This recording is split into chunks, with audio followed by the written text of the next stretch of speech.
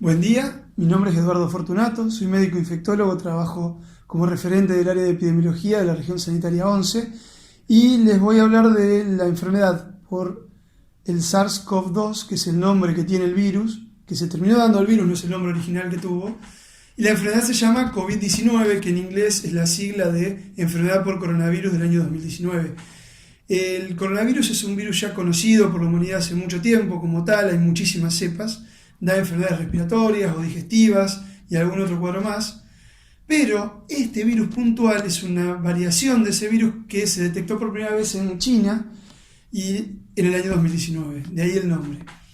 El virus en sí no tiene mayor complejidad, lo que cambia las reglas del juego es que no tenemos memoria inmune de él. Nunca tuvimos contacto con él y es diferente, por lo que la gravedad del cuadro es más grande, así como se empezó a hablar en el 2009, cuando tuvimos la pandemia por virus gripe, que también es un virus conocido, pero con una cepa diferente.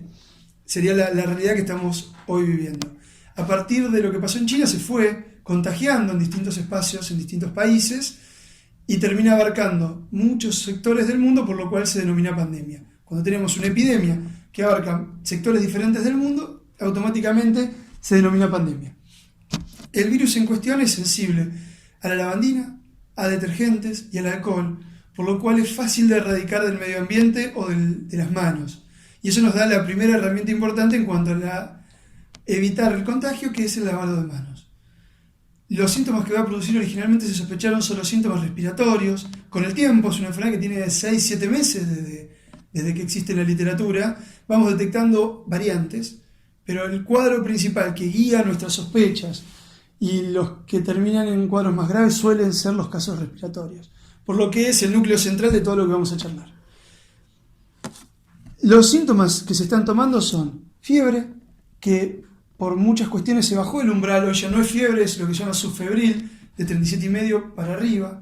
No es un paciente con fiebre, aquel que tiene más de 37,5, pero ya lo estamos contemplando.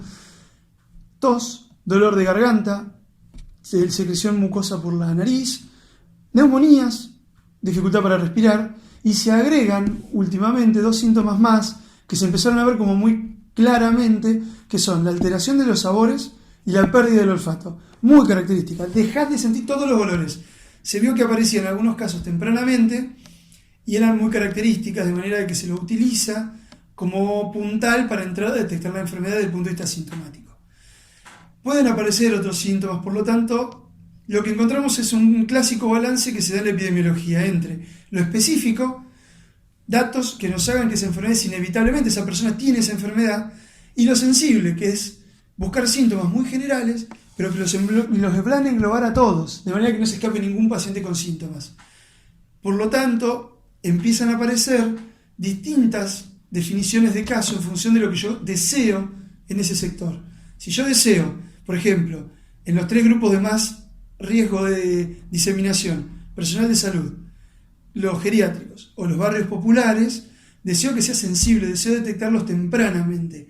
Entonces, en esos lugares, con cualquiera de los síntomas que le nombre, una persona ya configura un caso sospechoso en aquellos distritos que se han determinado como distritos de circulación local. Con un solo síntoma, esas personas pasan a entrar en la etapa siguiente, que es confirmar un caso sospechoso. Ahora, en otros espacios, por ejemplo la comunidad general, se necesitan 2 de estos síntomas en distritos con circulación, y en los de sin circulación es menos sensible. Menos sensible que esto. ¿Qué significa? Tenés que tener fiebre, tenés que tener neumonía. Por lo que se angosta la cantidad de personas que entran, pero como uno sospecha que hay menos casos circulando, todavía cumple con los criterios epidemiológicos de detección temprana de casos. ¿Cómo se hace la detección? Con lo que se llama triage. ¿Qué significa el triage? Tan simple como esto: plantar una estructura que va a preguntar antes de tener acceso con la gente, con todas las medidas de protección, si tienen estos síntomas. Entonces vos ya abordás a la persona con los cuidados necesarios y no sos un potencial eslabón de contagio exponiéndote a riesgo. ¿A qué me refiero con riesgo? Y acá vamos a cómo se transmite la enfermedad. Esta enfermedad se transmite principalmente como la gripe, por lo que se llama gota respiratoria. No es de transmisión respiratoria como el sarampión, que el sarampión, recuerden que se transmite muy eficientemente en espacios cerrados, queda en el medio ambiente un tiempo prolongado. Necesitas protección más amplia que el barbijo quirúrgico. Entonces, este tipo de enfermedades que se transmiten por gotas más gruesas, la gota cae a una cierta distancia, que habitualmente se considera entre 1,5 metros y 2. Si vos pones a 2 personas a más de 2 metros, no se pueden contagiar entre ellos. El otro punto, y ahí adquiere mucha importancia, el tema del lavado de manos. Puede quedar en sustancias. Esas sustancias, papel, la mesa, el celular, pueden tener en tiempos variables el virus viable. Entonces, si uno se lava las manos, evita el contacto entre el objeto y la mucosa del ojo, nasal o de la boca, que es la puerta de entrada al cuerpo de este virus. Por lo tanto, todas las medidas de protección se van a fundamentar en cómo evitar que esa gota que queda flotando por el aire un tiempo relativamente corto, a una distancia de 2 metros, o que puede quedar por periodos más largos en elementos, llegue a entrar por una mucosa. Tenemos entonces 3 distintas etapas de protección.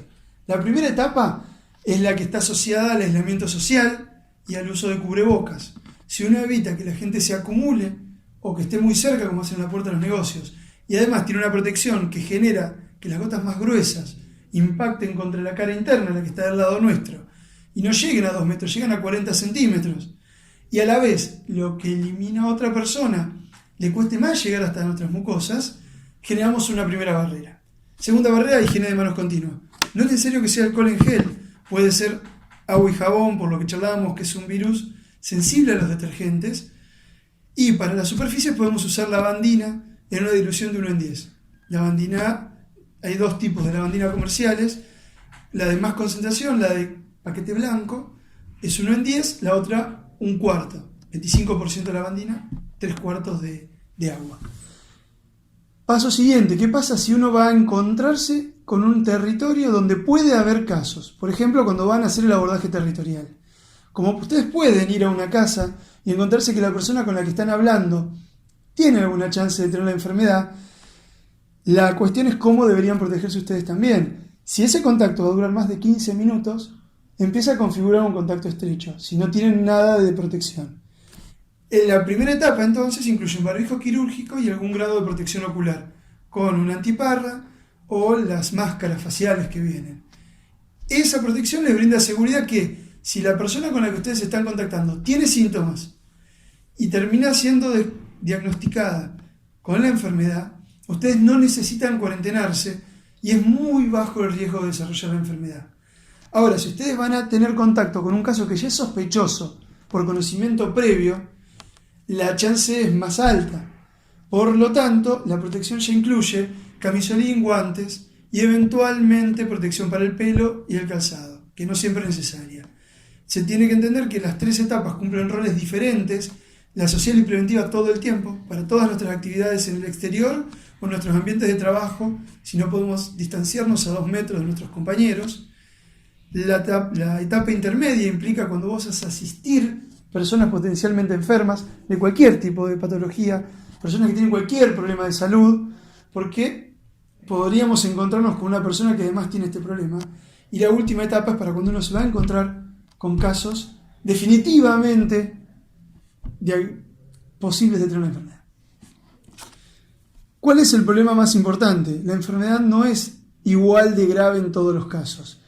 Hemos ido encontrando que tiene pautas, se llaman factores de riesgo determinantes, que modifican el comportamiento biológico y lo grave que puede ser la enfermedad en cuanto a determinar necesidad de internación o la muerte. Entonces lo primero que encontramos son las comorbilidades, diabetes, problemas cardíacos varios, más que nada los que tuvieron problemas por infarto, embarazadas, de lo que sea hipertensión arterial, EPOC, fumadores. Esas personas tienen chance de hacer enfermedad más grave. Por lo que ellos determinan, de alguna manera, abrir un poco más la capacidad de internarlos. Porque durante la evolución de su enfermedad van a poder llegar al punto donde necesiten un sostén más importante que los otros. En cambio, por ejemplo, los niños se ha detectado que tienen cuadros mucho más leves y al tener cuadros leves siguen circulando en los lugares donde no hay criterios de aislamiento social, ellos son una vía de transmisión muy fácil. porque siguen con su vida normal aún enfermos. Esto se vio con la versión anterior de la enfermedad, que también era por un coronavirus, también se llamó SARS, pero es otro el nombre de la enfermedad y del virus, que sucedió en el año 2006. Lo que corrió en esa época fue una enfermedad muy mortal, tenía un porcentaje de mortalidad tan alto que la gente enfermaba gravemente, no circulaba, te contagiaba poco, y fallecía rápidamente, entonces no llegaba a dejar contactos. Por lo que esta enfermedad, al tener una tasa de mortalidad un poquito más baja, es más contagiosa. Pero eso no quita que no es despreciable el porcentaje de fallecidos, y más en estos subgrupos que venimos hablando. Por lo que hay que detectarlos tempranamente y rápidamente derivarlos si fuera necesario. Toda esta etapa asistencial está trabajada en los municipios y en las estructuras hospitalarias, de manera que la clave más importante hoy es la detección de los casos.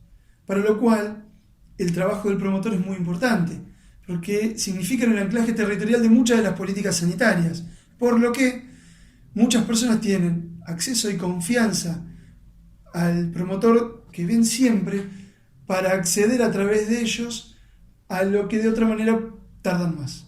Y hacen más temprano el diagnóstico y más temprano el abordaje territorial del problema.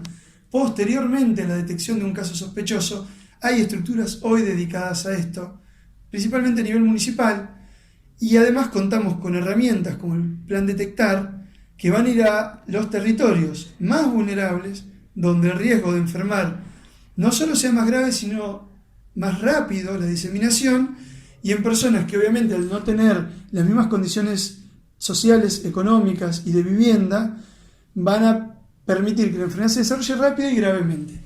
Por lo que se han tomado como núcleo importante de trabajo, y hay tareas desarrolladas dentro de esa estructura que quizás le brinden todos los parámetros de seguridad a los que lo hacen, y no dejan al promotor que puede estar yendo a territorio en esas condiciones sin tener todos los elementos de seguridad necesarios. Se hace muy importante en salud tanto cuidar al otro como cuidarse a uno mismo, porque en el momento donde los efectores de salud empiecen a sentir el faltante de todos aquellos que individualmente trabajando llevan a cabo todas las tareas para que el sistema funcione, empiecen a enfermar o a quedar cuarentenados, y el sistema de salud no dé abasto para dar respuesta sanitaria. Por eso es muy importante no solo cuidar a la gente, sino cuidar todos los elementos del sistema de salud, desde el promotor, que va a ser el anclaje territorial, el personal asistencial, enfermero, médico, que pueda ir a brindar la herramienta para tomar la muestra, la estructura que lo va a asistir a esa persona, con todo lo complejo que es la asistencia de un paciente en este contexto. Cuando empieza a decaer, perdemos capacidad de darle respuesta a la población. Por lo que hay que cuidarlo muchísimo más que antes para evitar perder capacidad.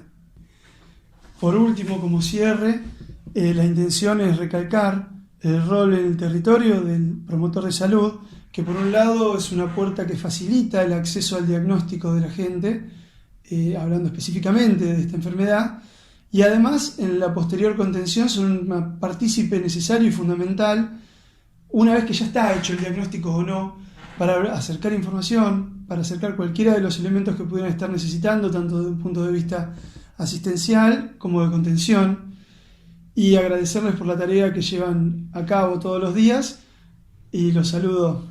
Hasta la próxima. Buenos días. Con la colaboración de la compañera promotora Mariana, vamos a explicar la utilización de los elementos de protección personal en territorio. Me saco el tapaboca,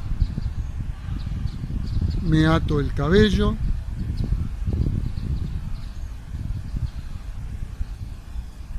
higienizo las manos, que en territorio va a ser con alcohol en gel.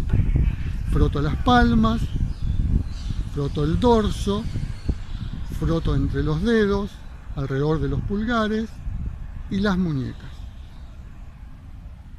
Seguidamente me coloco el barbijo quirúrgico, mejor elemento de protección donde hay circulación viral. Tiene un pequeño alambre, lo comprimimos contra la nariz y a partir de ahora no toco la superficie exterior del barbijo. Ahora voy a proteger mis ojos, pues a través de la mucosa de los ojos puede entrar el virus. Me coloco la antiparra, no toco más la antiparra y otro elemento de protección es la máscara. La higienizo con alcohol al 70% y ahora la compañera Mariana se coloca la máscara. No vuelvo a tocar la superficie exterior de la máscara donde puede haber gotitas de saliva del vecino que vamos a entrevistar. En los barrios donde hay circulación viral y casos sospechosos y casos confirmados, el promotor va a usar el camisolín como protección. Coloco un brazo, coloco el otro brazo,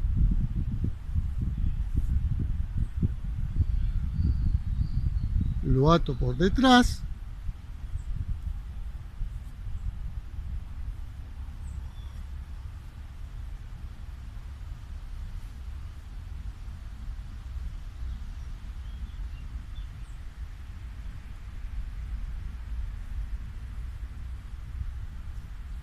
y seguidamente me coloco los guantes.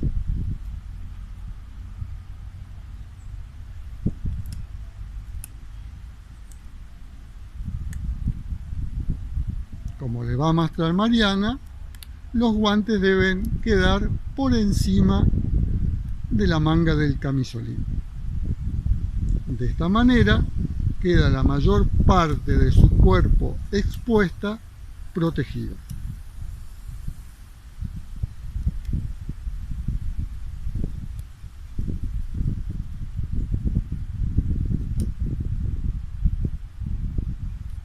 Muestra Mariana cómo queda vestida, gira y una vez terminada la actividad en territorio, comienzo a quitarme los elementos a descartar. Saco la máscara, la higienizo con alcohol al 70%, seguidamente me retiro el camisolín.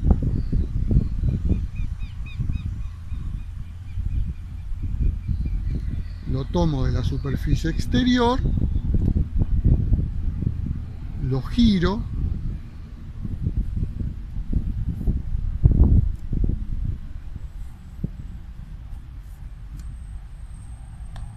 y lo descarto en una bolsa roja. Ahora me retiro los guantes, los descarto en la bolsa roja, me pongo alcohol gel en las manos con la misma maniobra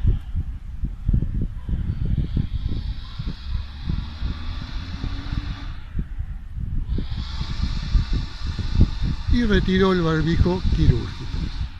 La superficie exterior queda hacia adentro,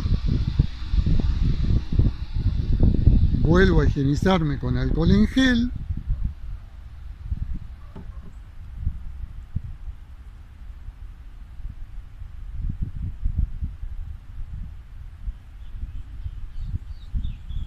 me coloco el tapaboca y puedo retirarme del territorio abordado. Gracias, Mariana.